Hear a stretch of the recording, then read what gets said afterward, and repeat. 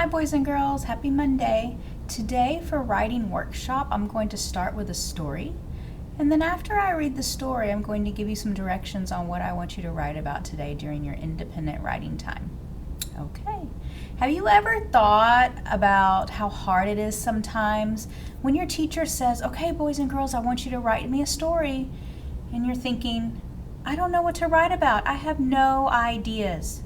Well, today I'm going to read you a story that kind of goes with that same thing. So it's called Ralph Tells a Story. And this is about a little boy named Ralph who also has a hard time thinking of something to write about. Maybe you can make a connection. Here we go. Ralph tells a story. And there he is, thinking super hard, getting frustrated.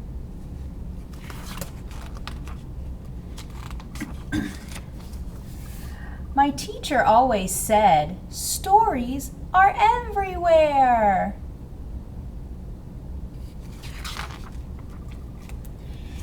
And the kids in my class were always finding them.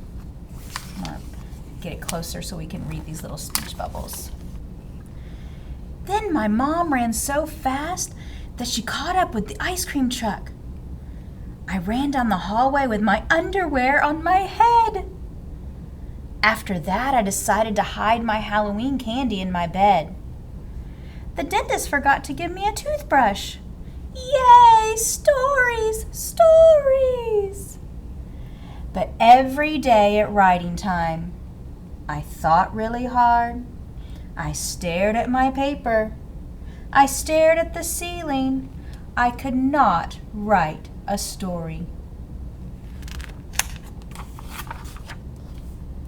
And this little person is saying, then Grandma gave me a cup of coffee and said, don't tell your mother. So she's sitting there having a writing conference with her teacher. I have no story.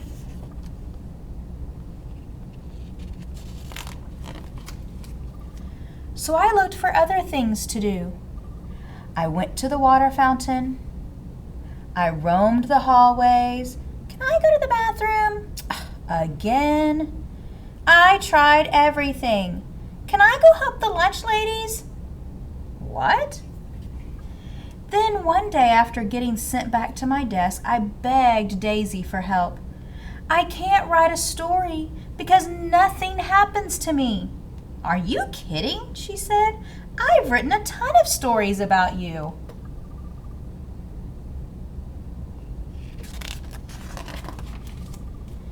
She began pulling her stories out of her desk.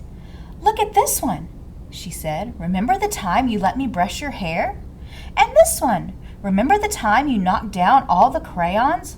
Oh, and remember the time you painted your nails with a black marker?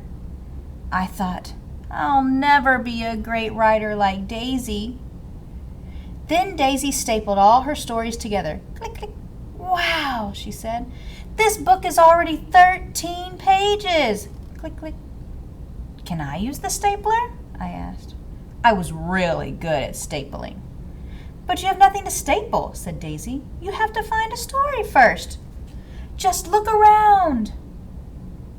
And that's right, boys and girls. Writing a story can be as simple as just looking around the room and thinking of something to write about, just about our classroom or about something at your house. Let's see if that helps Ralph.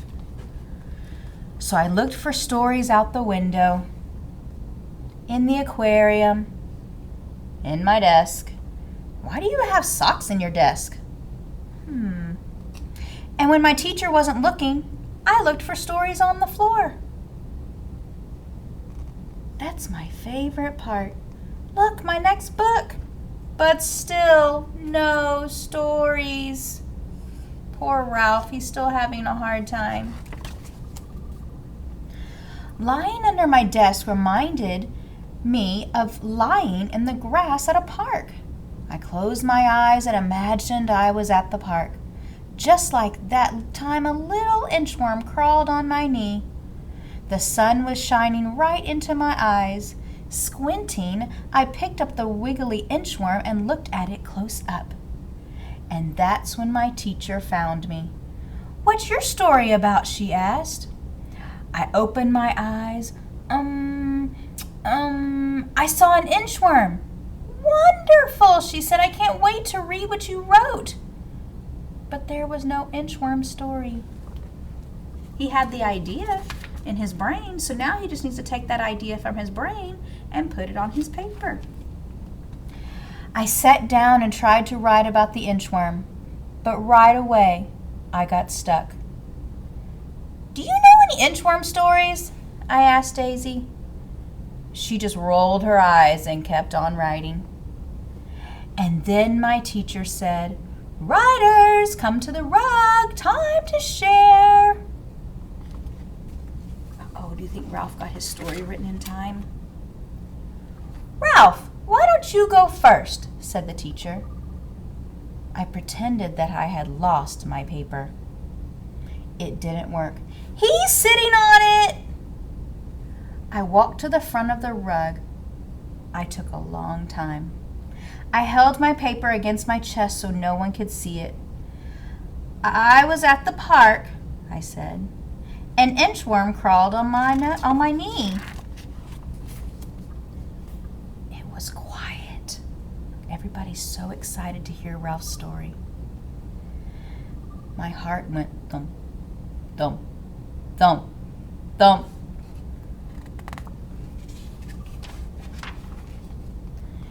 Then, when I looked at Daisy, "Wow, really? Did it feel squishy, Ralphie? Did you take it home?" And then everyone started asking me questions. "Did your mom let you keep it? Did you touch it? Was it a baby? Was it a girl? Did it tickle? Did you name it?" So his friends were so excited to hear Ralphie's story. "Wait a minute," I thought. "Something did happen with that inchworm." Well, I picked up the inchworm and decided to name him Nick. I built Nick a house, but he just inched away. So I followed him, which is why I didn't notice that someone was following me. And then all of a sudden, this wobbly, crazy baby grabbed Nick and put him in his... Oh no, I'm scared. I don't want to know what happens. Diaper! I tried to be calm. "Come on, baby," I said really nicely. "Give Ralphie the inchworm." It didn't work. Was this the end of Nick? But then I noticed Nick was escaping. He crawled right up the baby's stomach. Quickly, I rescued Nick and ran. And we spent the rest of the afternoon doing nothing together. The end.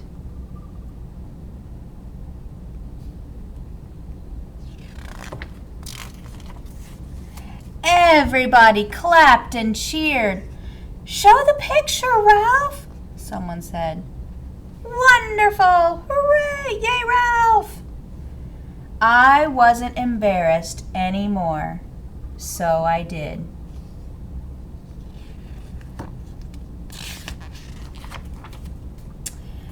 That was last year. This year I write stories all the time. I keep finding stories everywhere. This book might be too thick to staple. All right, that was such a great story, and I'm so glad that Ralph finally got brave enough to share his ideas with his friends, and now he writes stories every day. And that's just like you. At first it might be hard for you to think of an idea, but when you do, your stories will be amazing. I just know it. All right, here's some helpful tips from Ralph. Number 1, get comfortable. Number 2, it's okay to ask for help.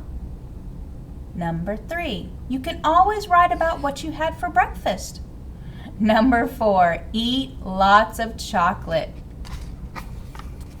And here are all the books by Ralph. Look at all those stories he wrote. All right, now it's your turn, boys and girls. I want you to sit in a quiet place, get a piece of paper and a pencil out, even some crayons so that you can illustrate your story. And I want you to think about an idea. And today I'm going to let you write about anything you want to. So sometimes you might have to do what Ralph did. He closed his eyes. He thought real hard. He looked out the window. He got on the floor. And then poof, all of a sudden he had an idea. All right, I can't wait to hear your stories. I'll let you know when it's time to share.